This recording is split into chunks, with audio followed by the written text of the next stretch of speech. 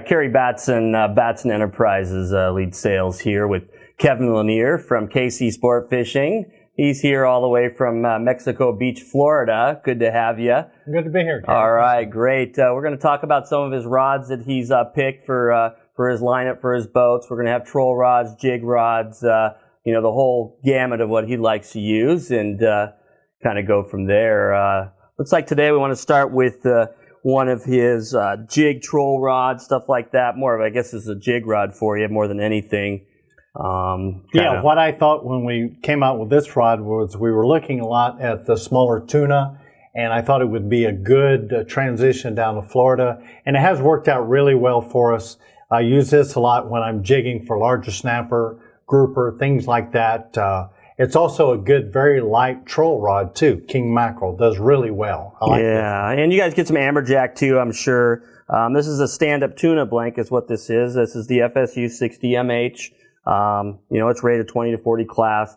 Does have a pretty fast tip on it, which gives that nice give and action for the clients to get the nice pull without trying to jerk them over the rail. We did choose, it's not on here, but we went with a slick butt for in and out of his rod holders. That'll help from the abuse and the tear up. We're going to go rubber gimbal on his next series. Yeah. A little more comfortable for your clients where the heavy gimbal isn't necessary, the aluminum. I think we'll probably run a little longer foregrip so that you can put it on the rail like you mentioned earlier. Some people, they get tired. But so great rod for that. That's probably a dominant rod for you for your boat, or that is one of the two dominant rods I use, and I have found no matter what I hook into, it will at least put up a good fight. Yeah, it's a great rod. Medium heavy, medium heavy is super strong. I mean, you got lots of power, reserve power in the back, but I've never seen one break. I'm sure it could happen, but great choice.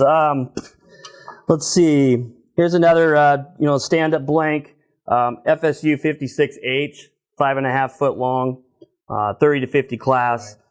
He was wanting kind of a lighter troll rod, so we went ahead and picked this 5.5 foot rod because we're going to go ahead and cut this down a little bit because it's a little long with the unibutt on it for trolling. But it has this nice soft feel in the mid for you. That's what you were asking for. Stand-up blank, but we're going to make a troll. So I think we cut this back a little bit. Yep. And put a unibutt in it for you. Yeah, what I really liked was when we did our first initial set, we were a little heavy, I thought, and I wanted a troll rod that you could land a small king mackerel and still get a feel. But at the same time, we can tie in an 80-pound amberjack, and it'll handle it. Yeah. So a lot of feel here, a lot of comfortable, not too heavy, the perfect length, perfect grip setup, really nice rod. I think we hit a home run with this one. Yeah, I think you're right. We do have a regulation trolling rod, 30 class, 50 class, 80 class, but a little too stiff for you. I think that's what we tried originally. If you're catching marlin and stuff like that, they were wonderful rods for that. But exactly, some a little more action for your clients. Exactly. So, good choice. So we don't really warranty stuff when we cut it, but you're not going to break rods, usually from fishing. So to make the correct action, sometimes we got to customize them, and that's what you have. You have custom rods. So Yeah. I mean, we did find that you could lay it on the rail. It still held up great. Never even had a doubt that the rod would handle what we're putting it to. Yeah, no doubt. And you haven't broke one yet, so we're in good shape there. That's true. So what else do we have? We go snapper fishing. We go snapper fishing.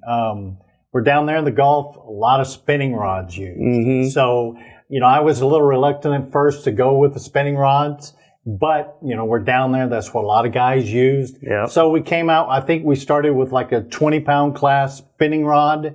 Yeah. And that worked out pretty good. Yeah, so we started with the RCKJB series. These are jig rods, mostly butterfly jigs, knife jigs, they call them as well. They do have full flex, which is great for spinning. They're very durable, very thick material, great customer rods, as they, they're going to bang them and stuff like that, or you want to be nervous all day. You're running mostly 4-ounce jigs, 5-ounce jigs, or bait. What do you guys run? A combination of everything. A 4-ounce jig is pretty much standard. We do get up to a 6-ounce, or we'll use just a live bait, no weight at all. So it's really a great rod. Yeah, when we were down there, we fished, I believe it was a few ounce egg sinker. Yep. We were running cut bait, dead bait. Right.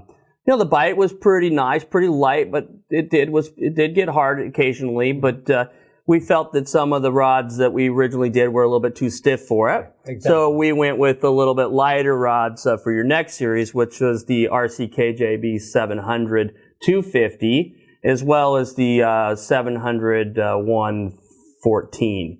And those were a lot of fun. To get this full bend of this rod, it was a blast. They were taking drag, and it was fun to do. And but you got an amberjack on there, you might be a little undergunned. Right, but, right. Yeah. You might be a little undergunned. Well, we started with a blank slate down there.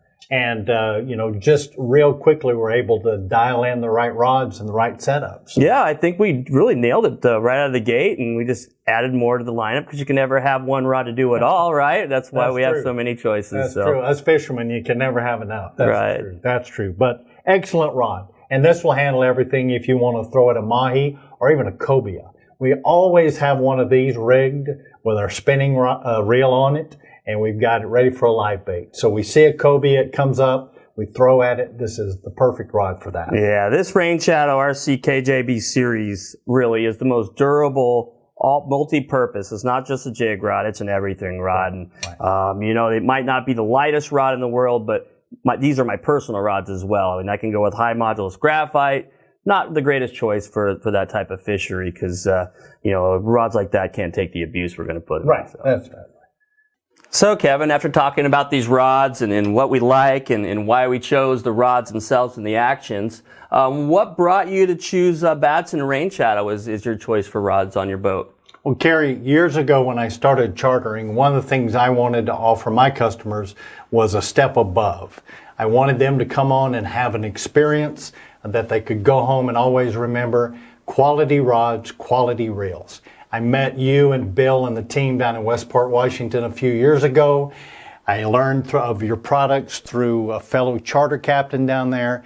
And when I met you guys and really got to know you, I saw the quality of your company, and then I saw the quality of your product. And you guys are like me, we're family based, and we have decided what is important. And that's what I really respect about you guys. And I'm really honored to be a part of Team Rain Shadow. Yeah, we're happy to have you too. And a really cool thing is, we don't make a finished rod. It's all custom. So you got to choose your boat colors, your logos. It becomes your rod, not just a Rain Shadow product, but exactly. Personalizing it is a big deal. Exactly. Well, welcome to the Baston Enterprises. Here at the facility. Good to see you. Follow us on social media. Check out KC Sportfishing, Mexico Beach, Florida. He's your man.